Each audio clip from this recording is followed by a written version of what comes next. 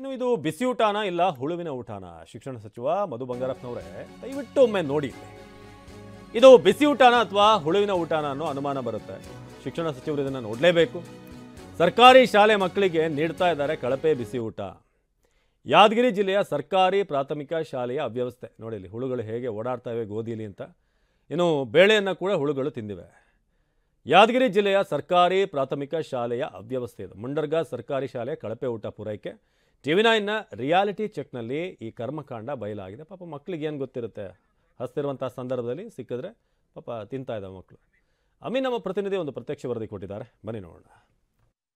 ಯಾದಗಿರಿ ತಾಲೂಕಿನ ಮುಂಡ್ರಿ ಗ್ರಾಮದ ಸರ್ಕಾರಿ ಹಿರಿಯ ಪ್ರಾಥಮಿಕ ಶಾಲೆಯಲ್ಲಿದ್ದೇನೆ.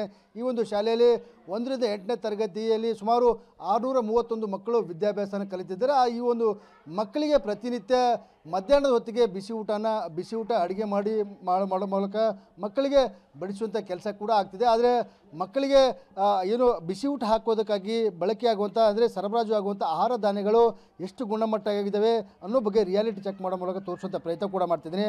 ಇಲ್ಲಿ ಈ ಒಂದು ಶಾಲೆಯಲ್ಲಿರುವಂಥ ನೋಡ್ಬೋದು ಅಕ್ಕಿ ಏನಿದೆ, ಅಕ್ಕಿ ಕಂಪ್ಲೀಟಾಗಿ ನುಸಿ ಹುಳಗಳಿಂದ ತುಂಬಿ ಹೋಗಿರುವಂಥದ್ದು. ಇಂಥ ಕಳಪೆ ಗುಣಮಟ್ಟದ ಅಕ್ಕಿಯನ್ನು ಮಕ್ಕಳಿಗೆ ಅಡುಗೆ ಮಾಡೋ ಮೂಲಕ ಏನು ಆಹಾರವನ್ನು ಕೊಡುವಂಥ ಕೆಲಸ ಕೂಡ ಮಾಡ್ತಿದ್ದೆ. ಜೊತೆಗೆ ಇಲ್ಲಿ ಗೋಧಿ ಕೂಡ ನೋಡ್ಬೋದು, ಕಂಪ್ಲೀಟಾಗಿ ನುಸಿ ಹುಳುಗಳಾಗಿರ್ಬೋದು, ಜುಡ್ಡು ಹಿಡಿದಿದೆ, ಕಂಪ್ಲೀಟಾಗಿ ಬಾಲು ಹುಳುಗಳು ಸಹಿತ ತುಂಬಿರುವಂಥದ್ದು.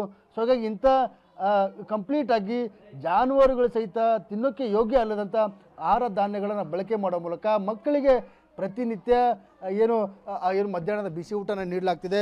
ಇಲ್ಲಿ ತೊಗರಿ ಬೇಳೆ ಕೂಡ ಬಳಕೆ ಮಾಡಲಾಗುತ್ತೆ. ಆದರೆ ತೊಗರಿ ಬೇಳೆ ಕಂಪ್ಲೀಟಾಗಿ ಕಳಪೆ ಗುಣಮಟ್ಟದಿಂದ ಕೂಡಿದೆ. ಒಳಗಡೆ ಸಾಕಷ್ಟು ಧೂಳು ಕೂಡ ತುಂಬಿರುವಂಥದ್ದು.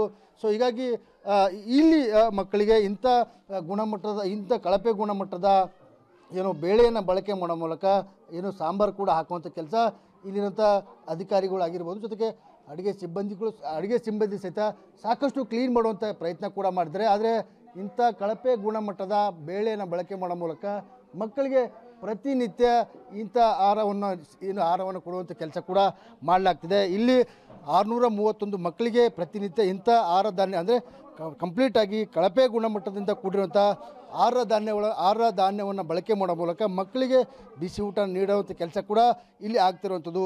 ಈ ಒಂದು ಅಕ್ಷರ ದಾಸೋಹ ಯೋಜನೆ ಯಾವ ಉದ್ದೇಶಕ್ಕಾಗಿ ತರಲಾಗಿದೆ ಅಂದರೆ ಮಕ್ಕಳಲ್ಲಿ ಅಪೌಷ್ಟಿಕತೆ ಕಡಿಮೆ ಆಗಬೇಕು, ಜೊತೆಗೆ ಪೌಷ್ಟಿಕತೆ ಹೆಚ್ಚಾಗಬೇಕು, ಜೊತೆಗೆ ಮಕ್ಕಳನ್ನು ಶಾಲೆ ಕಡೆ ಸೆಳೆಯುವಂಥ ಉದ್ದೇಶಕ್ಕಾಗಿ ಸರ್ಕಾರ ಅಕ್ಷರ ದಾಸೋಹ ಯೋಜನೆಯನ್ನು ಜಾರಿ ಮಾಡಿದೆ. ಈ ಒಂದು ಯೋಜನೆ ಅಡಿಯಲ್ಲಿ ಪ್ರತಿನಿತ್ಯ ಮಕ್ಕಳಿಗೆ ಏನು ಬಿಸಿ ಊಟ ನೀಡಲಾಗ್ತಿದೆ.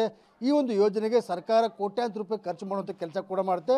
ಈ ಒಂದು ಆಹಾರ ಧಾನ್ಯಗಳನ್ನು ಶಾಲೆಗಳಿಗೆ ಸರಬರಾಜು ಮಾಡೋಕ್ಕೆ ಏಜೆನ್ಸಿಗಳಿಗೆ ಟೆಂಡರ್ ಕೂಡ ಕೊಡಲಾಗುತ್ತೆ. ಆದರೆ ಏಜೆನ್ಸಿಯರ ಕಳ್ಳಾಟದಿಂದ ಕಂಪ್ಲೀಟಾಗಿ ಕಳಪೆ ಗುಣಮಟ್ಟದ ಆಹಾರ ಧಾನ್ಯಗಳು ಶಾಲೆಗೆ ಪೂರೈಕೆ ಕೂಡ ಆಗ್ತಿರುವಂಥದ್ದು. ಕೇವಲ ಇದು ಮುಂಡ್ರಿಗಿ ಶಾಲೆ ಮಾತ್ರ ಅಲ್ಲದೆ ಯಾದಗಿರಿ ಜಿಲ್ಲೆಯ ಬಹುತೇಕ ಸರ್ಕಾರಿ ಶಾಲೆಗಳಲ್ಲಿ ಇಂಥ ಕಳಪೆ ಗುಣಮಟ್ಟದ ಆಹಾರ ಧಾನ್ಯಗಳನ್ನು ಪೂರೈಕೆ ಮಾಡುವ ಮೂಲಕ ಮಕ್ಕಳಿಗೆ ಆಹಾರವನ್ನು ನೀಡುವಂಥ ಕೆಲಸ ಕೂಡ ಆಗ್ತಿದೆ. ಒಂದು ವೇಳೆ ಇಂಥ ಕಳಪೆ ಗುಣಮಟ್ಟದ ಆಹಾರ ಧಾನ್ಯಗಳನ್ನು ಬಳಕೆ ಮಾಡುವಂಥ ಆಹಾರ ತಿಂದು ಮಕ್ಕಳಲ್ಲಿ ಏನಾದರೂ ಹೆಚ್ಚು ಕಮ್ಮಿ ಆದರೆ ಆರೋಗ್ಯ ಸಮಸ್ಯೆ ಆದರೆ ಯಾರು ಜವಾಬ್ದಾರಿ ಆಗುತ್ತಾರೆ ಅನ್ನೋ ಬಗ್ಗೆ ಇಲ್ಲಿರುವಂಥ ಪೋಷಕರು ಸಹಿತ ಸಾಕಷ್ಟು ಪ್ರಶ್ನೆ ಕೂಡ ಈಗ ಮಾಡ್ತಿರುವಂಥದ್ದು. ಕ್ಯಾಮರಾಮನ್ ಶಿವಶಂಕರ್ ಜೊತೆ ಅಮೀನ್, TV9 ಯಾದಗಿರಿ.